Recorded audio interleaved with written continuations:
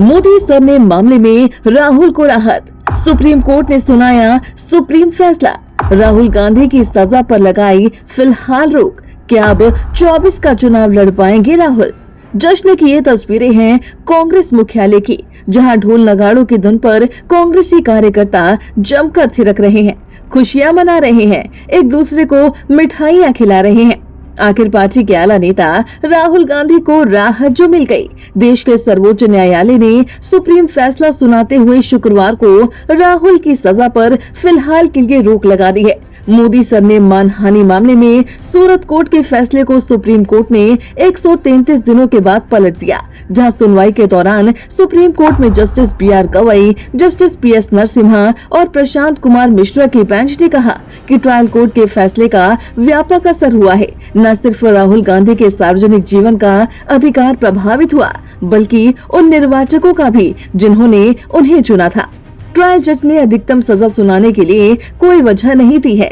अंतिम निर्णय होने तक सजा के आदेश पर रोक लगाना जरूरी है, जिस पर राहुल गांधी ने कोर्ट का तहे दिल से धन्यवाद करते हुए कहा कि सच्चाई की जीत हुई है। चाहे जो भी हो, मेरा फर्ज वही रहेगा, आइडिया ऑफ इंडिया की हिफाजत। जबकि इससे पहले राहुल गांधी ने सुप्रीम कोर्ट में दायर अपने हलफनामे में कहा था कि बिना किसी गलती के उन पर आपराधिक केस करके माफी मांगने के लिए मजबूर किया जा रहा है, जो न्यायिक प्रक्रिया का घोर दुरुपयोग है। इस कथित मानहानि मामले में उन्हें अधिकतम सजा दी गई। ऐसे में उन्हें सजा नहीं मिलनी चाहिए, जिस पर सुप्रीम कोर्ट ने विचार करने के बाद फौरी रूप से राहुल की सजा पर रोक लगा दी है, जिसके साथ ही अब कई सवाल भी उठ रहे हैं। सवाल नंबर 1, क्या राहुल फिर से सांसद बन जाएंगे और कब तक?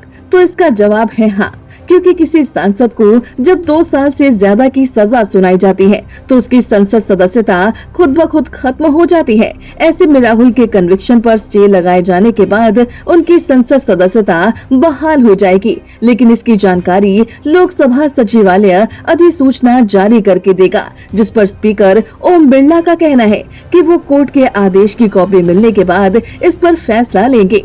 ऐसे में यहाँ सवाल नंबर 2 ये उठता है कि अगर लोकसभा सचिवालय सदस्यता बहाल करने में देरी करे तब क्या किया जाए? तो इसका सीधा सा जवाब ये है कि अगर किसी वजह से लोकसभा सचिवालय राहुल की सदस्यता बहाल करने में देरी करता है तो वो सुप्रीम कोर्ट में अपील कर सकते हैं। यहाँ एक प्रश्न ये भी सामने आ रहा है कि राहुल गांधी की सदस्यता बहाल होने पर क्या वो 2024 का लोकसभा चुनाव लड़ पाएंगे? तो आपको बता दे कि अगर 2024 के चुनाव तक ये स्थिति बनी रही तो राहुल चुनाव लड़ सकते हैं। अगर सुप्रीम कोर्ट ने मामले की सुनवाई के बाद अंत में राहुल को दोषी पाया और 2 साल की सजा सुना दी तो उनके चुनाव लड़ने पर रोक लग जाएगी। इसे लेकर ये सवाल भी उठ रहा है कि क्या कन्विक्शन पर रोक लगने के बाद भी केस खत्म नहीं हुआ? दरअसल यहाँ सुप्रीम कोर्ट ने राहुल गांधी को फौरी राहत दी है। अभी ये केस खत्म नहीं हुआ है।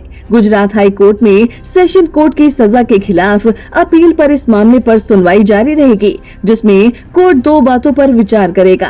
पहला, क्या राहुल गांधी मानहानि मामले में दोषी हैं, और दूसरा, अगर दोषी हैं तो कितनी सजा होनी चाहिए। यहाँ कोर्ट अगर 2 साल की सजा होने देता है तो उनकी संसद सदस्यता खत्म हो जाएगी और 8 साल तक वो चुनाव नहीं लड़ पाएंगे, और वहीं 2 साल से कम की सजा मिलती है तो राहुल को जेल जाना पड़ेगा, लेकिन सदस्यता बहाल रहेगी और चुनाव लड़ सकेंगे। अगर निर्दोष पाए गए तो उन पर कोई असर नहीं पड़ेगा।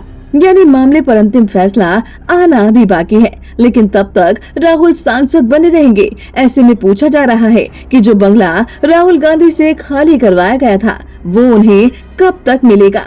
दरअसल सांसदों को बंगले का आवंटन केंद्रीय आवास और शहरी मामलों के मंत्रालय के निदेशालय के जरिए किया जाता है। ऐसे में बंगला आवंटन और रद्द करने के लिए सांसदों वाली एक सदन समिति होती है, जो शहरी मामलों के मंत्रालय से बंगला आवंटन की सिफारिश करती है।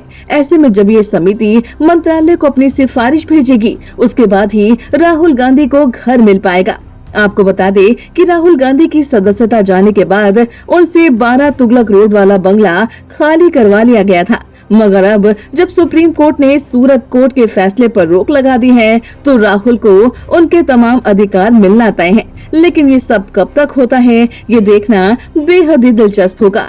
बाकी इस पूरी खबर पर आपकी क्या राय है हमें कमेंट करके जरूर बताइए और हमारे चैनल को सब्सक्राइब करना बिल्कुल ना भूलिए।